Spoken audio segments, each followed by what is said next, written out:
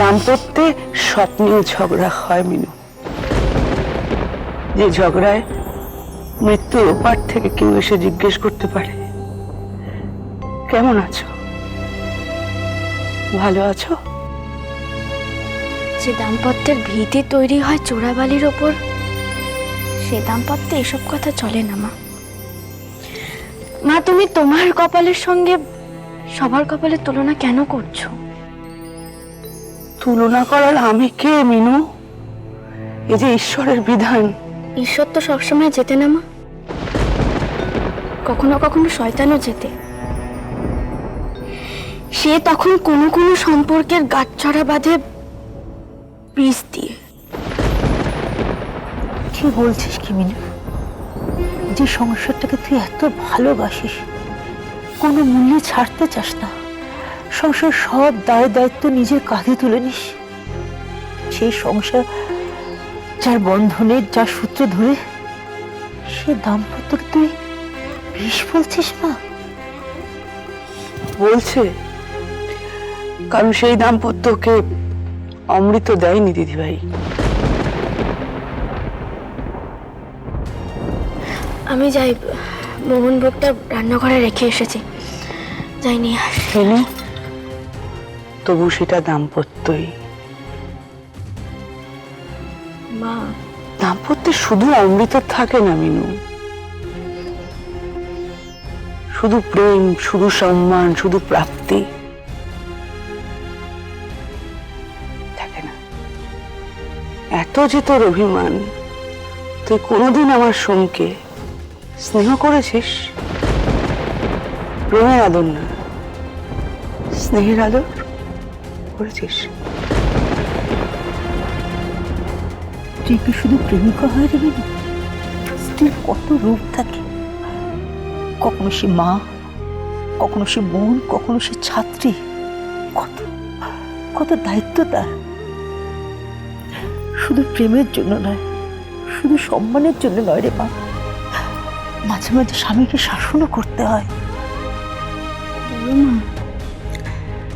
এতক্ষণ ধরে ছোট এই কথাটাই তোকে বোঝাতে চাইছিল। ওর লুকিয়ে রাখা কান্নাটা যে আমি বুঝতে পারি, ওর মনের গভীরে রাখা ইচ্ছেটা আমি বুঝতে পারি রে মা। বলুক বলুক নিজের মুখে সে কথাটা। ঠিক দিদিভাই, কোনটা উচিত কোনটা অনুচিত এটাই বোঝাচ্ছিলাম মিনু। মায়ের কত রূপ, কখনো দুর্গা, কখনো কালী, কখনো জগদ্ধাত্রী। স্ত্রীরও ততটাই দায়িত্ব রে। যদি স্বামী কোনোভাবে বিপথে চলে যায়, শাসন করে তাকে ঠিক পথে, সুপথে আনতে হয়। আমি ওকে শাসন করব? না না, আমি পারবো না। মিনু, আমাদের সোম যে বাজে ছেলে নয়, সেটা এত বছর পর তোকে নিশ্চয়ই বুঝিয়ে বলতে হবে না?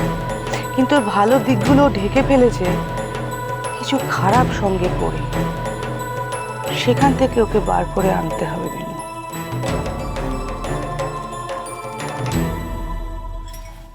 এর কাছে একমাত্র তুই পারবি মিনু, আর কেউ নয়।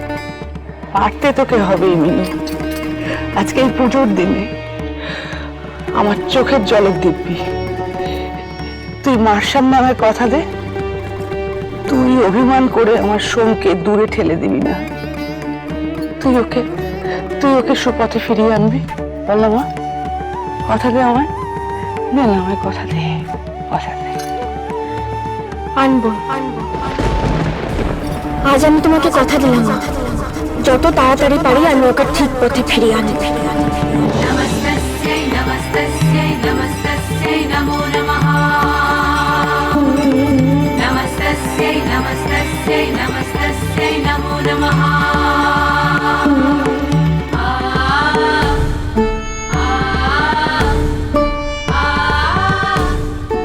মা, ঠাকুরমশাই এখনো আসেন?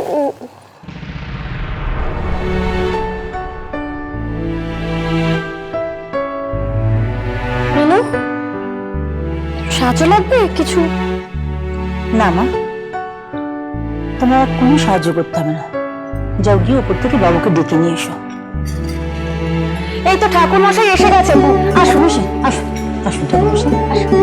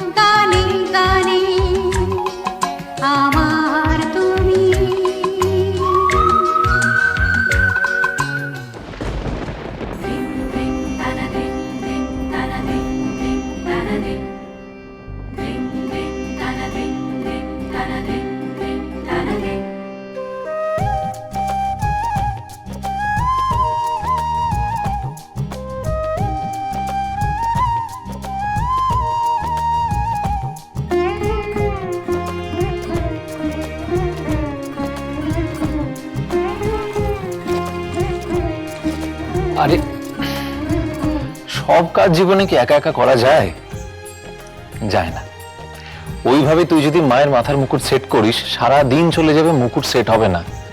ওইভাবে হয় না। দে দে, এই দেখ, এইখানে মায়ের মাথার পেছন দিকে একটা হুক আছে, এই হুকটা ক্লিপিং করতে হয়। ধরো, শেখো, ধরো ঠিক করে। হ্যাঁ, এবার ছেড়ে দাও। ছাড়ো। ছেড়ে দিলে পড়ে যাবেন না ভাই?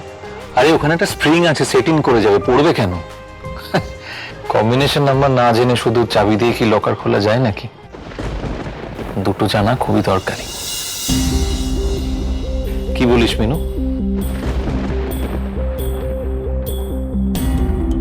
আচ্ছা, তুমি জানো তো যে মেজকার পর মায়ের মাথার মুকুট একমাত্র আমি সেট করতে পারি? সেটা সোমকে বলবে তো? বেকার এতখানি সময় নষ্ট হলো। চলো। মিনু, তুই গয়নার লিস্টটা একদম সঙ্গে সঙ্গে রাখবি। মায়ের যত গয়না আছে আমি কিন্তু লিস্ট দেখে মিলিয়ে গয়না খুলবো। গয়না খোলার সময় প্রচন্ড তাড়াহুড়ো হয়, তখন সব গন্ডগোল হয়ে যায়। আমি একেবারে লিস্ট মিলিয়ে গয়না খুলবো। কেন? আমরা দুই ভাই আছি, লিস্ট মিলিয়ে আমরাই গয়না তুলে দিতে পারি। তাহলেই হয়েছে। না মানে মেয়েদের যাবতীয় দায়িত্ব সেটা যদি তোমরা ছেলেরাই পালন করতে শুরু করে দাও, তাহলে তো আমাদের আর কিছু করারই থাকে না, তাই না? না না না, এমন হয়তো হলো যে কিছুদিন পর তুমি ওকে একটা লিগ্যাল নোটিশ ধরিয়ে দিয়ে বললে যে এই বাড়িতে তোমার আর দরকার নেই, তুমি চলে যাও। তা কিন্তু হবে না, হবে না। এই বাড়িতে আমার অধিকার আছে, এই বাড়িটা আমার অধিকার, আর আমার অধিকার কিন্তু আমি ছাড়ি না। তাই আমি কোথাও যাবো না গো এই বাড়ি থেকে। এত বছর ধরে গয়না আমি খুলে আসছি, এটাও আমার অধিকার। অধিকার তো ছাড়বো না, আমি খুলবো গয়না, বুঝেছো? তোমার কি হলো বলো? এত বছর তো আমার উপর ভরসা করেছো গয়না খোলার ব্যাপারে, এবছর হঠাৎ ভরসা করতে পারছো না নাকি? হ্যাঁ, আমরা আমাদের স্বামীরা সারা বছর ধরে অনেক পাপ করি, মানুষকে কষ্ট দিয়ে অন্যায় করি। আজ সেই পাপের বোঝা মাথায় নিয়ে মার সামনে আমরা বসবো, যাতে তিনি আমাদের স্বামীর সব দোষ ক্ষমা করে দেন। তোমরা তোমরা চাও না তোমাদের স্বামীর মঙ্গল কামনার জন্য মায়ের সামনে বসতে? আমি বসবো। আমি চাই তিনি যেন সবসময় আমার স্বামীর মঙ্গল করেন। বাজলো তোমার